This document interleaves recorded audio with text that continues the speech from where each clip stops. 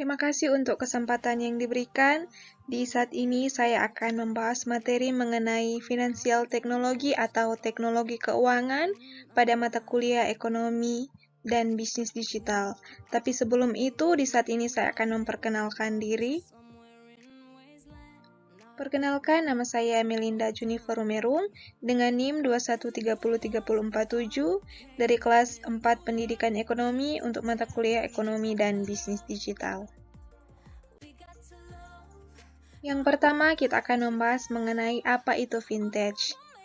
Finansial, hal-hal yang terkait keuangan seperti yang pertama ada pembayaran atau payment, yang kedua ada pembiayaan atau peer-to-peer, crowdfunding, yang ketiga pengelolaan atau supporting, manajemen risiko atau asuransi, dan finansial ini terkait juga dengan teknologi digital seperti data dan informasi keuangan serta values atau uangnya, dan finansial ini atau keuangan ini mudah, cepat, ruang, atau branchless dan pergudangan, dan memiliki transaksi cost dan production cost.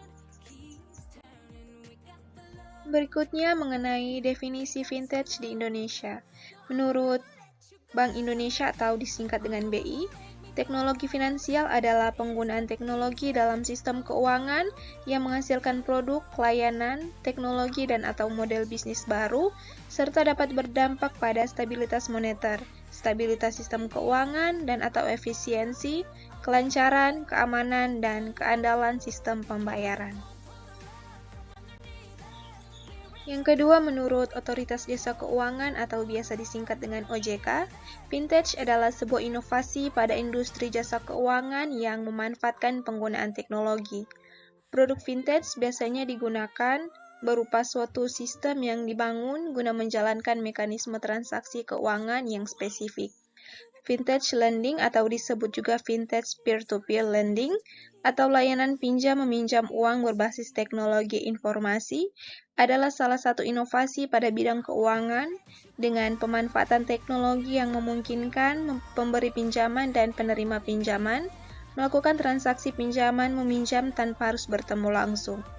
Mekanisme transaksi pinjaman meminjam dilakukan melalui sistem yang telah disediakan oleh penyelenggara vintage lending, baik melalui aplikasi maupun laman website. Selanjutnya ada vintage scope. Yang pertama, peer-to-peer diatur dalam POJK 77/2016, layanan pinjam-meminjam uang berbasis teknologi informasi. Yang kedua, IKD diatur dalam POJK 13/2018, inovasi keuangan digital di sektor jasa keuangan. Dan yang terakhir, sistem pembayaran diatur dalam PBI 19 tahun 2017 tentang penyelenggaraan teknologi finansial. Berikutnya, vintage industry mapping ada 10. Yang pertama, deposit dan lending. Yang kedua ada blockchain atau crypto. Yang ketiga ada retail. Yang keempat ada personal finance. Yang kelima ada payment atau billing.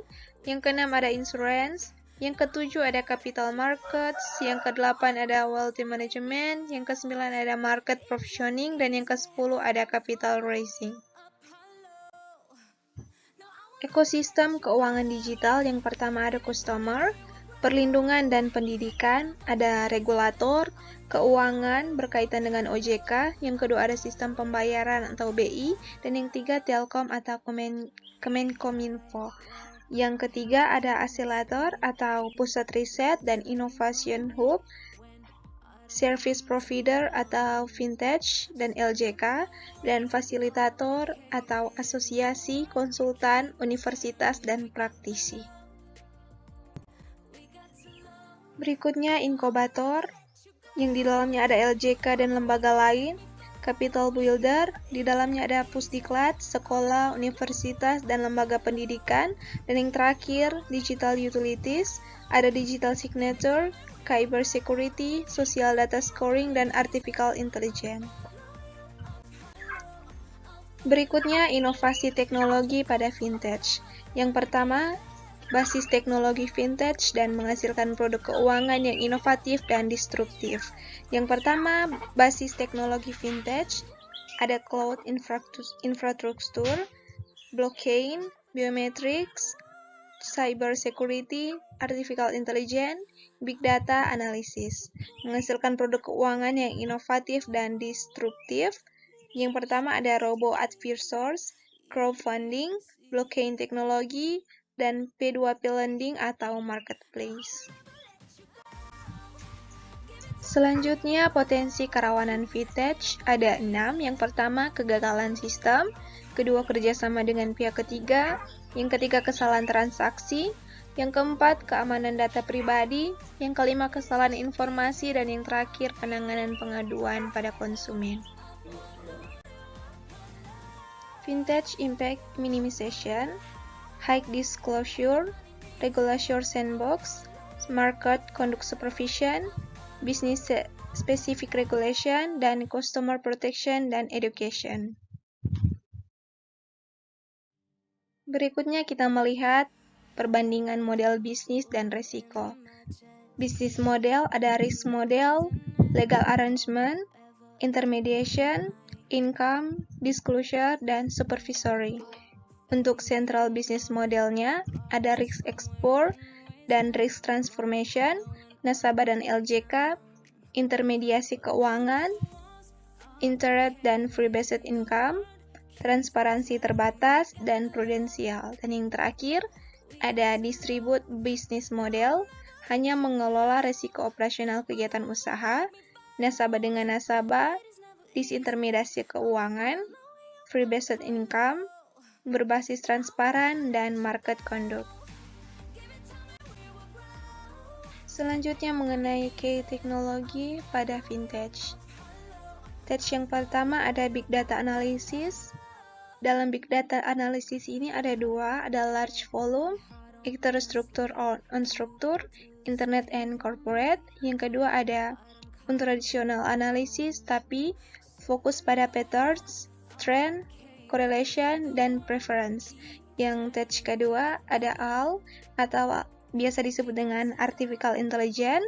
Dalam artificial intelligence ini terdapat program komputer yang mampu problem solving, speech recognition, visual perception, discussion making. Dan yang ketiga ada machine learning. Bagian dari AL, program mengenali pattern dari data yang besar untuk determinasi atau prediksi. Yang berikutnya, Internet of Things. Konsep ini menggunakan berbagai touch untuk menghubungkan daily file device. Yang berikutnya ada API atau Application Program Interface, aplikasi untuk interface antar program, contohnya Financial Management Tool. Berikutnya ada Smart Contact atau Digital Contact dengan eksekusi otomatis jika persyaratan dipenuhi. Dan yang terakhir ada Cloud Computing, penggunaan remote dan share servers dalam menyimpan dan memproses efisiensi. Sehingga pada intinya untuk materi di saat ini tentang teknologi keuangan atau finansial teknologi, yang pertama teknologi digital dan keuangan akan mendisrupsi dan mentransformasi bisnis keuangan, sehingga adaptasi teknologi perlu dilakukan. Yang kedua, pasar memegang peranan sangat penting terkait kebutuhan dan keinginan konsumen. Dan yang terakhir, bank dan lembaga keuangan perlu mengadopsi teknologi keuangan digital untuk melakukan adaptasi dan inovasi. Demikianlah materi yang sudah saya sampaikan. Semoga materi ini dapat bermanfaat. Terima kasih.